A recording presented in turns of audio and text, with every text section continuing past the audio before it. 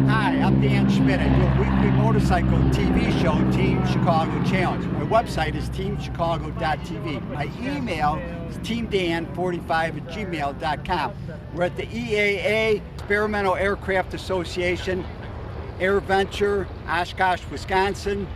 And I'm going to look around at different aircraft. I'm going to talk to different people. I'm talking some modern aircraft, mainly the WarBirds. I love the WarBirds. So we're going to talk to a lot of WarBird owners. Got to talk to a guy with jets, and these are some great clips that we're putting up on YouTube. So remember, my email is teamdan45@gmail. I love to hear from my audience. So get a chance, send me an email. Tell me what you think of these clips that I'm putting up on YouTube.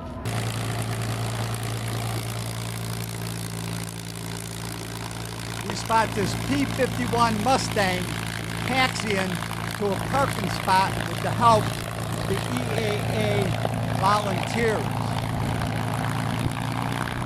Let's listen to this wonderful Rolls-Royce Merlin V12 engine.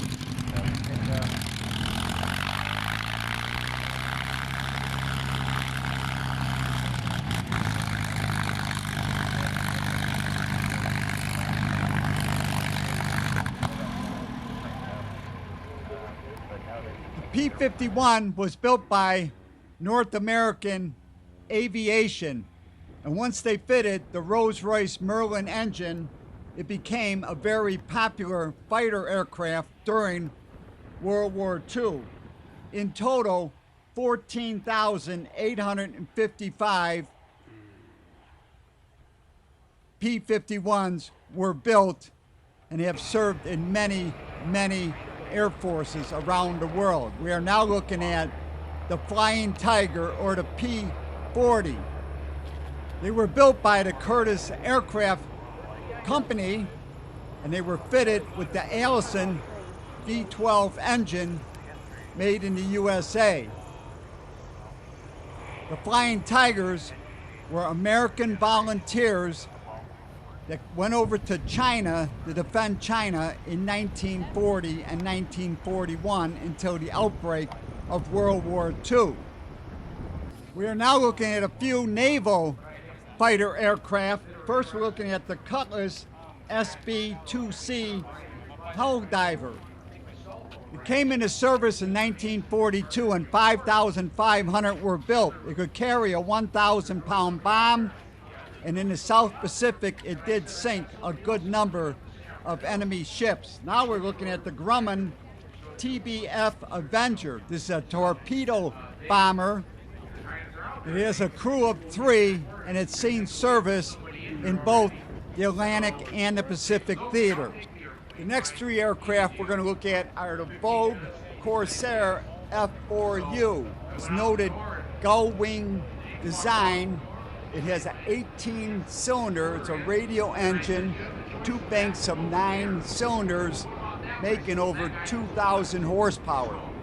In the Pacific theater, it knocked out 11 Japanese aircraft for every Corsair loss. Finally, we're looking at the Grumman F8F Bearcat. This high-performance fighter came to service in 1945. And now we've got a chance to look at 2 British fighters, the Hawker Hurricane and the Supermarine Spitfire. The Hawker Hurricane first flew in November of 1935, and the Royal Air Force started acquiring them in 1937. These 2 aircraft created the battle for Britain. They took on a far superior Luftwaffe, the German Air Force, that had over 3,500 aircraft. These 2 fighters inflicted such damage onto the German Air Force that Hitler called off the invasion of Britain in 1940. Prime Minister Winston Churchill's famous remark was, "Never in history of mankind have so many owed so much to so few." We're now looking at the Spitfire.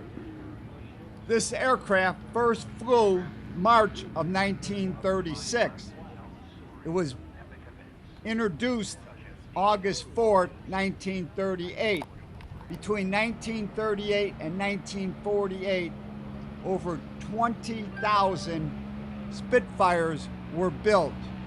The Spitfire was built as a short-range, high-performance interceptor aircraft by R.J. Mitchell. Mitchell pushed the Spitfire's distinctive elliptical wing with cutting-edge sunken rivets to have the thinnest possible cross-section, helping give the aircraft a higher top speed than several contemporary aircraft at that time. Although the Germans destroyed the two main factories for this aircraft, smaller factories were set up and parts were brought together to build these aircraft. Between the Spitfire, the Supermarine Spitfire, and the Hawker Hurricane, the Battle of Britain was won, and Germany never set foot on British soil. And remember, it was from British soil that the D-Day invasion was launched June 6, 1944. And as we look at all the aircraft in Fightertown at the EAA AirVenture, thousands and thousands of fighter aircraft were built in the 3.5 years of World War II. And now I hear a P-38 Lightning taxiing into Fightertown. You will see the volunteers, the EAA volunteers, over 5,000 volunteers, help coordinate this great event. Let's listen to this wonderful aircraft.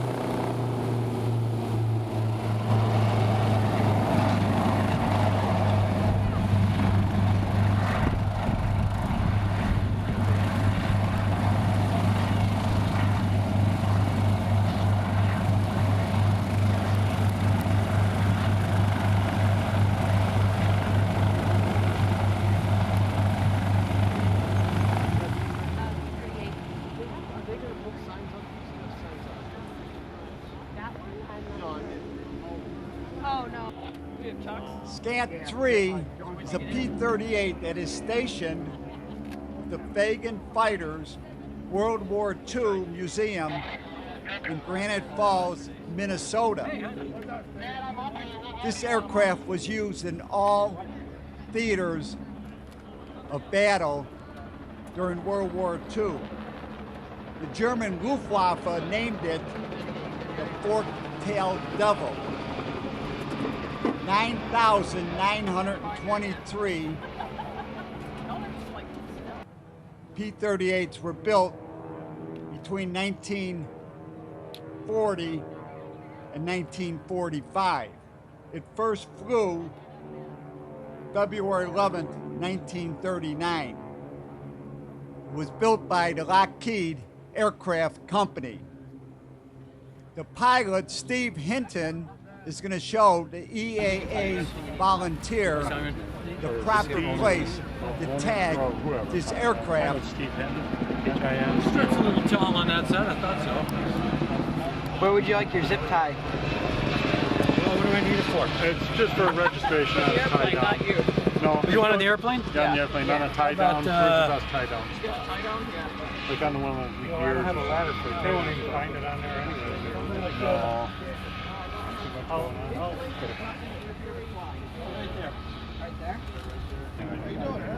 So can I borrow you for 30 seconds? Sure, what's Tell up? me your name and tell me a little bit about the plane. Sure, Steve Hinton, and I'm here at Oshkosh. Just arrived with the Fagen Fighters P-38 and painted up in the markings of Robin Olds.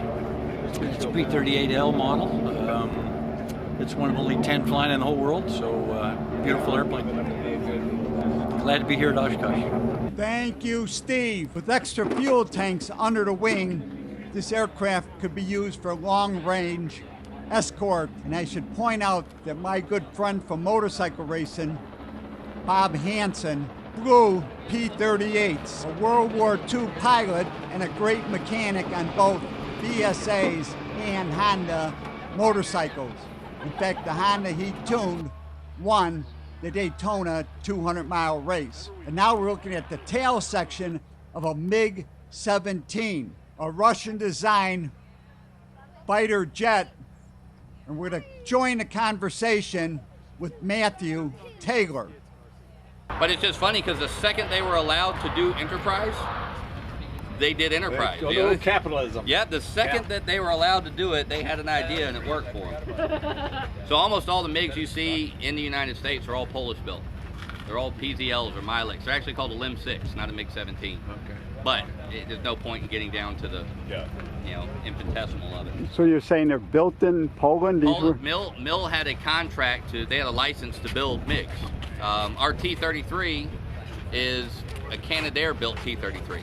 It was licensed built by Canadair. Lockheed design, but ours is actually a CT-133 that was licensed built by Canadair.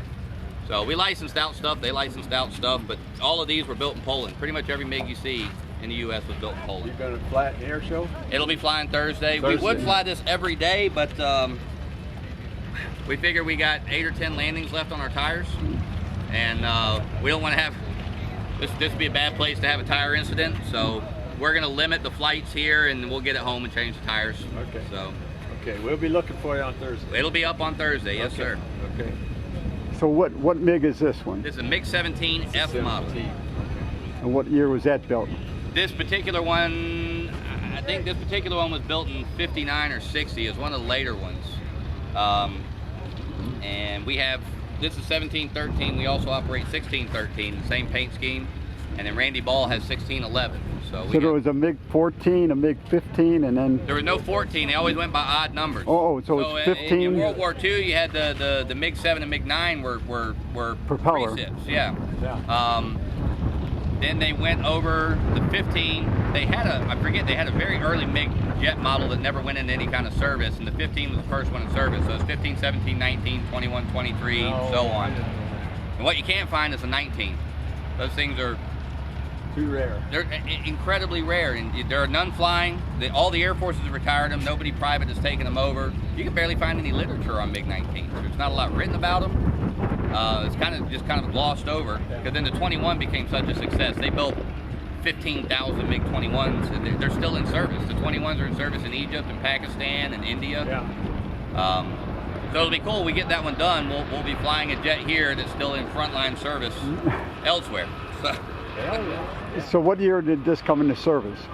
I think the first 17s were 53, but they didn't have an afterburner. They turned the motor up. They got more RPM, more power out of the motor. But the afterburner came in 56, I think. And the big difference is not, it's a rudimentary burner, but if you look back at the tail feathers, it actually has hydraulic actuated iris back there for the burner. So they did have to add some systems other than just a fuel nozzle and an igniter. So there was some re-engineering to be done on the airplane. Performance on this? It's a .98 Mach plane. You'll see on Thursday there will be some high subsonic passes. They'll do burner passes at 600 miles an hour. The big problem with these, of course, is endurance. They don't have any. In a combat situation, it's take off, climb, fight for a few minutes, and then get home, and that's it. For us ferrying it, we plan for about 450 nautical miles, and then you got to stop. Where's the headquarters for this? Mobile, Alabama is where we're out of. Oh, is it? What is it? An English engine or? No, this is the Klimov VK1, but it is a direct copy of the Rolls-Royce Neen 10, which is what we have in the T-33. Okay. Centrifugal. Yeah, big. Well, that's why they're all so big around. Big centrifugal compressor. Now they did steal it. The Russians stole it from the Brits, basically. The Brits kind of gave them some of it. Yeah, they leaned a little bit that way right after World War II. Yeah. And I think they tried to sue Klimov and the Soviet Union when they found out, and they just kind of laughed at them. Because the Soviets built 80,000 VK1s. Yeah, there's no market there, right? Yeah. You're the town that builds the engines, and you just build engines until we tell you to stop building engines. And so you just keep building them. Take a break and drink vodka, and then come back the next day. Yeah. Whereas here, if there's no market for it, you don't build it. There's no point. But their system was just different. But because they did it like that, we have lots and lots and lots of VK1s. And we have lots of landing gear assemblies, and we have lots of starter generator units, and we have lots of valves, because they just kept building it whether they needed it or not. And now Matt will continue his conversations standing next to the T-33 trainer. Everybody here, I think I learned that being around the WarBird guys. That nose wheel tire has been the most difficult thing for us to find, and that's actually a new one. They do it without treads. But nobody makes it. So what ends up happening is we have to try and get with the other guys, and everybody order a set of tires at the same time, so they'll build an amount of them. The main wheels were very hard to find, but we ended up finding a set. The main wheel tires are pretty common. They're not that bad. But finding that tire was hard. What's on? That's not radar there. Is it? It may have been an IFF in the past. I really don't know why they did a lot of electronic warfare stuff with these planes later in their careers. But if you look, each one of them has that same. Ours is just painted black, but they all have that same little piece right there. And unfortunately, no, it's yeah. Oh, okay. Yeah. There's a dent airplane. Oh no. They got it. Yeah. We have one of those little remote control tug things to move them around, and he was fired on the spot. It was coming up. Well, he owns the damn airplane. What can I do? So it's coming off the tug, and it slipped down, and that MiG was sitting right here, and that arc in there is the outside of the intake of the MiG, and it just kind of, and we're both like, no, too bad. One of those things. We'll get it done eventually. But we just finished this in 19 before we brought it here. This was here in 19, like 4 weeks out of paint, and we still lost to a TA4. We put it in the competition. We got it judged and all that stuff, and that $4 million airplane won, but that figures. But this is priceless. This is a great airplane. I love this thing to death, and it's easy to fly. It has a great big straight wing, and the other thing I like, the MiG's 450 miles. This is 1,200 miles. You are not scared when you start the engine that you're going to flame out and run out of gas. We brought it from Mobile to Traverse City, Michigan, nonstop, all the way across the country, north to south. So it's a whole lot of gas to do it. But what is your company? Red Star Aero Services, and okay. we've got a couple clients we're building MiGs for. We work on Yaks and Nanchangs, and we do flight training. We have a MiG-15 two-seat that you can get type rated in if you qualify. And we've got the LOTA and all that other stuff. We already had all that in place even before all that started happening. So we've got a letter of authorization to train. So we do type ratings in the 15, and it actually counts for the 17 because there's no two-seat 17s out there. So if you have 1,000 hours in instrument rating, you can come through and get typed in the MiG-15, and then you're legal to find you're legal to fly the 17 if you can find somebody to hand you the keys. But the 15 is kind of, we've got a guy right now we're training. He's out of Birmingham, and he drives down once a week. He flies for a couple hours, and he could get his type tomorrow if he wants, but he wants to spend a little more time on it, and he just enjoys it. So he's a retired airline guy, and he comes down and he flies an hour or so a week in the 15. And have I seen you do videos with a guy out of Traverse City, Michael? We flew over here. Actually, Mike flew this over here. Okay. So yeah, I don't think I've been on video with Mike. He has a video where he's flying. There's a MiG next to him. That was probably me filming, yeah. Okay. Because we did that here last year. We had this and the MiG-17 in formation. Mike was flying the 17 2 years ago. His L-39 is right down there. Yep. Another guy flew it over, but Mike's typed in both of these, and when Bill needs another pilot, Mike hops in and goes. So we were in Traverse City a couple days ago getting ready, and Mike's been flying this all weekend, and he flew it over here. So yeah, you may have seen me. I don't know. I do a bunch of stuff on Facebook. No, I don't. Okay. No, Does AirVenture invite you guys, or do you let it be known you'd like to come, or how? We just show up, just like everybody else. Yeah, I mean, well, it's never the same. know who's going to show up. Huh? And there's some years we've had the 15 up here before, but these two are kind of our centerpieces right now. We have a MiG-21 that maybe in 3 or 4 years we'll have here, but that's a little ways out. And I know Mike can't wait to get his hands on that one too. So, but yeah, it's funny. All the L-39 guys see the afterburner and they start going to build. Like, can you build me one? Like, when can I get one? And 2 years apiece. So I don't know. You're 6-8 years out right now. They take time, you know, and you just got to do it slowly. And a lot, you know, some of us still have full-time jobs, and this is just fun. Does EAA give you a break on the gas here? For the show. For the show. But that's, you show up for the show. Yeah, 4 WarBirds in review. They'll give you some gas, and I guess for the guys with smoke systems, it's like unlimited smoke oil and stuff like that. But as far as getting here and all that stuff, it's, you know, we could do 8 or 10 air shows a piece per year with these, and we still wouldn't even come close to breaking even on the operating cost for the year.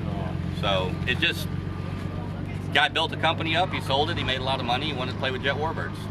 And there's a guy over there, all the warbirds in review planes this morning, the F-86, P-51, and Corsair, all one guy, Bob Bull. That F-86, they just did like a 3-year restoration on it. They completely pulled it apart, redid every single piece. It's beautiful. We didn't even want to enter anything this year. Went over and looked at the F-86 and said there's no point. There's no point. And they just got it flying about 60 days ago. So they were just out of the test phase when they brought it up here, just like we were with this 2 years ago. I was really hoping we could win 2 years ago, but we didn't. But yeah, Bob's F-86, if y'all get a chance to go look at it. Oh yeah. It's like that Mosquito that was here 2 years ago. It's immaculate. I mean, like every nook and cranny is perfect. Yeah, you look under the dive brakes on that thing. Oh, and it's you could eat off of it. Yeah, it's gorgeous. You know. And is the entry world into this world, is it probably the L-39 or? I mean, well, it depends. Like some of these guys, like they sell a company, they get a bunch of money, and their first. Oh, yeah, it doesn't matter. Their first airplane isn't. There's some guys over there whose first airplane was an L-39. It's the first plane they owned. And there's a bunch of ex-military guys that instruct them in them, and it becomes a big, you know, it's a whole big group thing. It's a group learning process, a lot of camaraderie. If you were going to get one that would be the easiest to the L-29. Most thrifty. 29. Okay. You can buy an L-29 for $35,000. And now I ask Matt Taylor to introduce himself to my TV audience.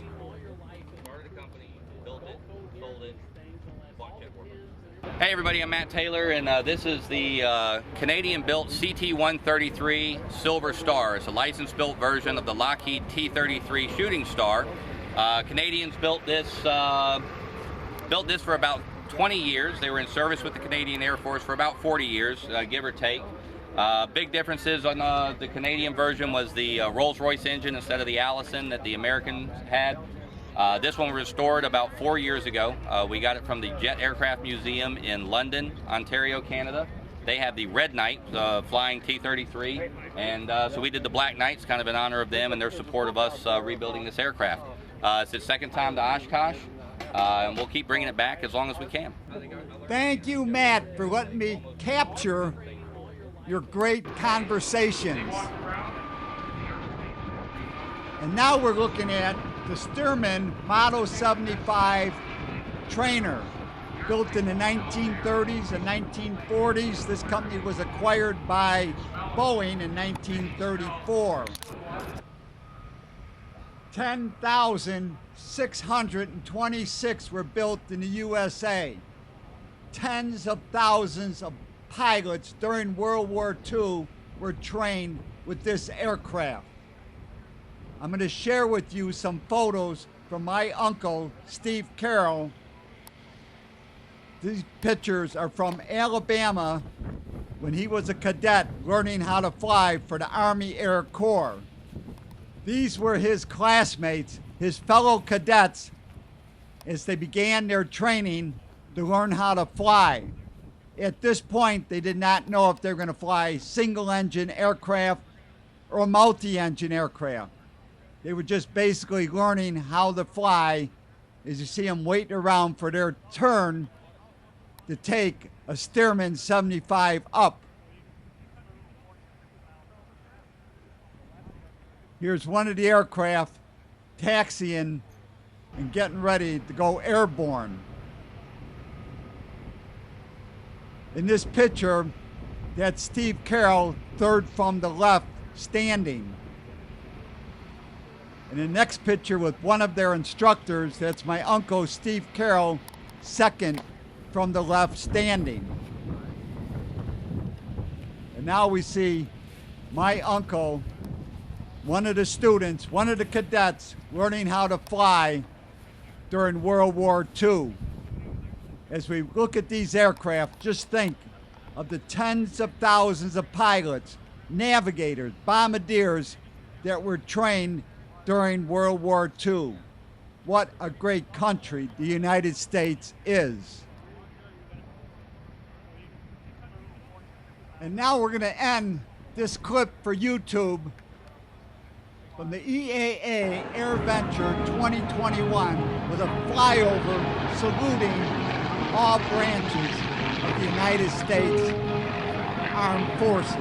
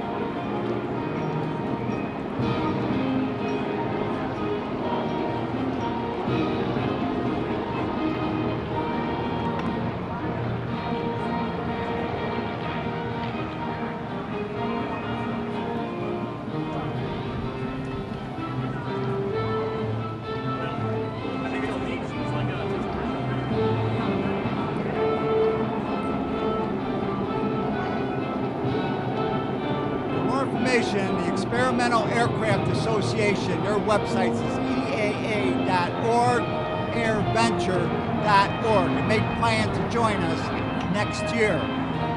Contact me, it's teamdan45@gmail.com. I love to hear from my audience. And remember, you can always search on YouTube with Dan Schmitt Motorcycle Racing for great motorcycle racing action. Now, recommend a trip to the World of Motorcycle Museum in Winnemac, Indiana, just off Indiana 39, 4 miles south of North Judson. Give them a call at 574-896-3172. It's a great collection of motorcycles and a great trip. I had a great time at the 2021 EAA AirVenture.